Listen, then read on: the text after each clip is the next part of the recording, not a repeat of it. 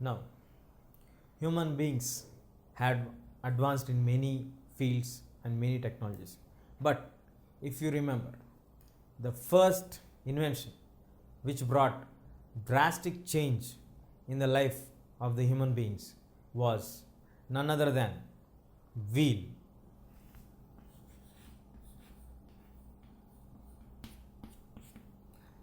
The concept of wheel has a close connectivity with the topic what we are going to deal now, that's the traffic education. So the wheel is the wheel was invented initially by the Sumerians.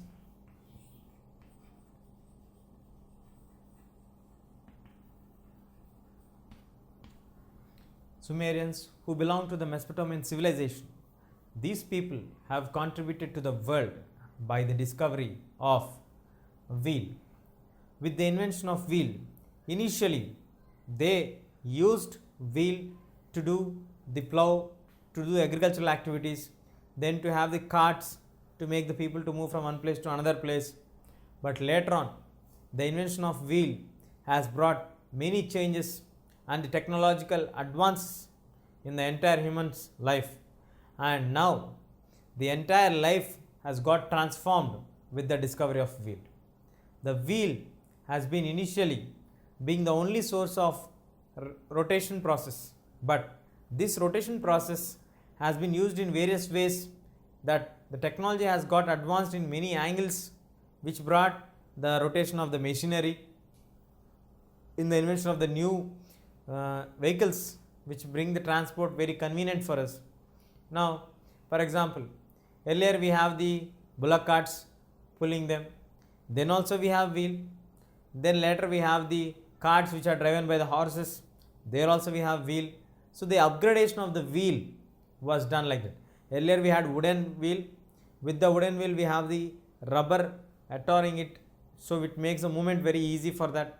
Then we got the new dimension of the wheel, which made the wheel to be very flexible with the discovery of the axle. So now after the discovery of wheel and axle, we got the transportation very convenient. We got the discovery of the bicycle, where a person can travel it, so he has to do exercise, so cycling has been started. So after the word of cycling, people started to learn to be convenient and comfortable, so they discovered two-wheeler mopeds. From these mopeds, without gear mopeds, from without gear they have advanced to the gear mopeds, and then to the four-wheeler, and we have various varieties in the four-wheelers. Then we have the public transport system, then again we have railway network, then we have today airways also. So the wheel, initially it started for carts to travel, it advanced in such a way that today even to another nations we can move and fly off with the help of the wheels, which are providing a best means of transport for us according to their economic status. So wheel invention of the Sumerians of the Mesopotamian civilization, who have contributed a large to the world by the discovery of wheel. They have also learned or started the writing concept, but writing also is important for us, but nowadays writing got replaced by typing or laptops and everything, but the wheel has still remained in the main focus of attention, because it got transformed into various forms, and finally it is the changing dynamics of the world. So now moving to our concept of connection with the wheel, traffic education. Traffic, generally we listen to this word when we are struck up somewhere. In a cities which are developing nowadays, obviously have the problem of traffic. What is traffic education? What is the necessity of the people or the students to learn about traffic education? Traffic education is nothing but to follow the systematic procedure of rules and regulations, which makes every person to travel conveniently on the road without harming and hurting others within a specified rules and regulations, is called traffic education. The knowledge of having which way to go which way we are not supposed to go, which part of the road is to be used by the pedestrians, which part is to be used by the two-wheelers, which part of the road has to be used by the four-wheelers, and where you are supposed to cross the road. At wherever you want, can we cross the road? Or there are any specific places to cross the road? Yes, the pedestrians have a separate path to walk known as footpath.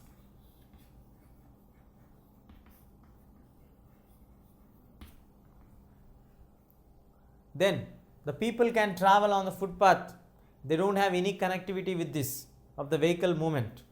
They can travel separate, which is built on the left side of the road. So they have a step higher than the normal vehicles travel. So they can travel conveniently on the footpath by walking. If you are traveling by a two-wheeler, you have to travel on the left hand side of the road. And if you are traveling by a four-wheeler, you can leave a gap on the left hand side of a mile and then you can travel in the middle of the road. So this kind of movement and transport enables and ensures that everybody can travel conveniently and there would not be any blockage of traffic at all at any place, so that it would not affect anyone's timings. But generally we follow all the rules and regulations, but obviously we got stuck in the traffic many times. What are the major reasons which make us to get stuck in the traffic? See, generally we have various reasons, but the key reasons for the traffic jam or getting stuck in the traffic are: first one,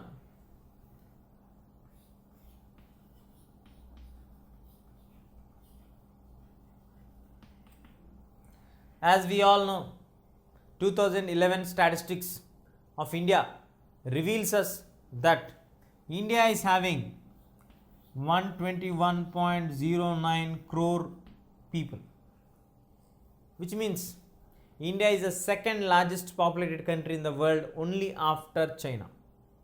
And if India population is like this, India area is 3.27 million square kilometers. So in this area we have this many people living and sharing the land, and the people, those who are living in this area, are not living in all the corners of the world equally, or especially India at all, because we have many people who are trying to find jobs which are far away from their villages, so they move on to cities and stay in cities. So obviously with the growth of population, the necessity of finding the job has been increased a lot. And in a country like India, where still India is a developing nation, so we need the people to shift from the primary sector to the secondary and the tertiary sector. So when the people are shifting from primary to secondary and tertiary, obviously they have to move out of their own hometowns and villages, and they have to move to the nearby cities. So in the cities, we don't have the place to accommodate all these people at a single stretch. So now the growth of the city starts to expand. This kind of movement of people from villages to cities or towns as per the growth of the population or the need of their personal jobs or whatever it may be, it is known as urbanization.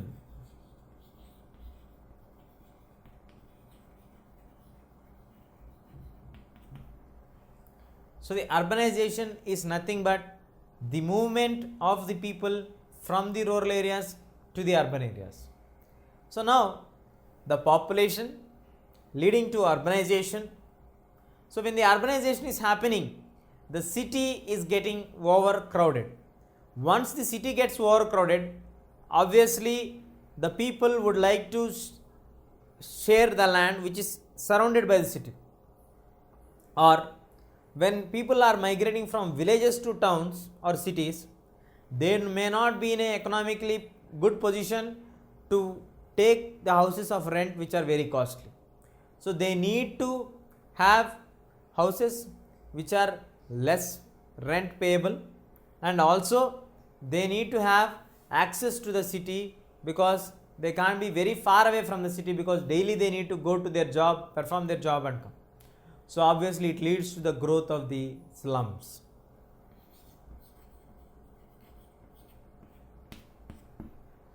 The slums are the places which are burning or coming up like mushrooms nearby to the places where we have empty lands. So obviously most of the times it would be nearby to the rivers or drainage canals or far off from the city where we have empty land or barren land. Now once the people started to move from urbanization and they have settled in the slums, they need to find their jobs. Once they start to find the jobs, already city is overcrowded, we got the extra people coming here. So this is not an activity which happens once in a month or once in a while in a year. It happens and the whole along 30 days we have number of people coming into the city day by day. The number is increasing because the number of people in India are also increasing day by day. We have a huge human resource for India. So obviously these people go on increasing day by day. And these people, some of them would find a good job which is best suitable for them according to their capabilities, and they get this finally approved. And once they get a good position and good job, which leads for them to purchase a good means of transport for them, it may be a two-wheeler. Obviously once you get a good position or a job in any city, you would be eligible to get loans or finances from the bike shops. Obviously they would give you a two-wheeler. So in this way we have lakhs of two-wheelers moving on the road. This is one reason. Then the other major reasons for the development is industrialization.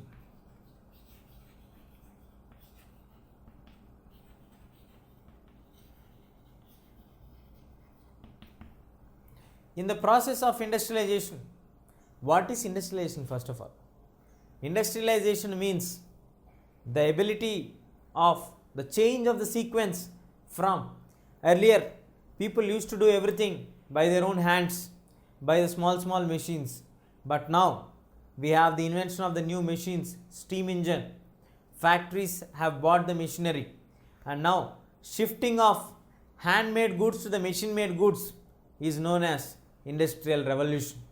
This industrial revolution has occurred in England from 1780 to 1820, and finally it started to influence all the other nations in the world and the countries especially which are ruled by the British people, and it led for the advancement of this technological knowledge passing on to the colonial nations, and India also achieved her technical knowledge from the British rule. And finally the industrialization started to develop in India also. Initially it hit many of the local traders, local merchants, local people, weavers especially, who are producing by their hands, but finally they started to have replacement of handmade goods to machine made goods, and which are obviously at very less cost. And now in our topic of industrialization relation with the traffic education, due to industrialization we got to set up many industries at the outer edge of the cities. Once the many cities are having the industries located around them, obviously it would lead to the population growth where the people are migrating from village to come and settle here and search their job in the industries.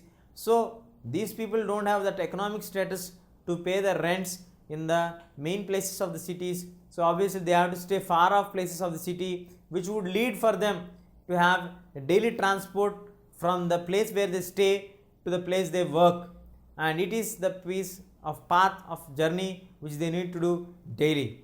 So this would obviously increase the traffic. If he is in a good position, he can spare some amount from his salary, obviously he would purchase a two-wheeler. So in this process again we have the growth of the vehicles on the road. Because of urbanization we have the growth of vehicles, because of industrialization we have the growth of vehicles, and the third important factor which is influencing is globalization.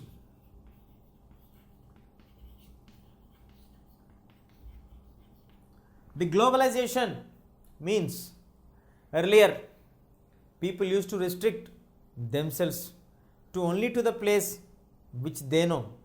For example, their own village, their own town, their own districts. But now people started to fly from one continent to other continent, from the far east to the far west. Wherever they have opportunities, they started to utilize them. They started to mint money by grabbing the opportunities. So in this way, people started to consider the entire globe into a village. Later on, we got the advancement of the word of global village. And we also have the industries and the multinational companies investing not only in their own country but investing at various corners of the world and managing the works, which further led to make the world as a global village, and this is known as globalization.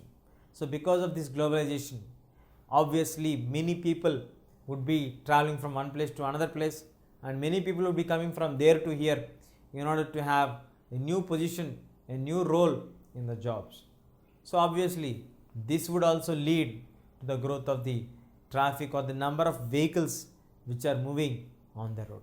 So like this, the basic reasons for the growth of traffic is starting from population, industrialization, urbanization, and finally the globalization. These are the key factors which are influencing for the growth of traffic on the roads. Now, the basic theme of the lesson lies here. Why do we need to study about the traffic education at all? We as members of the same society, and we do be using the same roads, and finally we are part and parcel of the same traveling journey which the other lakhs of people do it daily. So in order to have safe, convenient and free journey, we need to have the access and knowledge of the proper rules and guidelines of the rules to be followed on the road. These rules to be followed on the road are known as traffic rules. And if you have the knowledge of that, and getting the knowledge of that is called traffic education. So in this way, we need to have proper and thorough knowledge of traffic rules and regulations so that you can use the roads conveniently and safely, and you can lead your life peacefully and pleasantly. Now, if you don't follow the rules and regulations, what would happen? Every year in India, we have 70 to 80,000 people dying only because of the negligence or various other reasons on the road accidents. So we need to concentrate on this seriously. Otherwise, we may sometimes listen to the dangerous news like people have lost their lives. So it is compulsory and must for every individual. He may be in grade 8, grade 9, grade 10, or he may be a higher educated person, but everybody, every individual, every person who uses the corner of the road also must and should know the rules and regulations which are to be followed on the road. We'll find out what are the important rules and regulations to be followed on the road.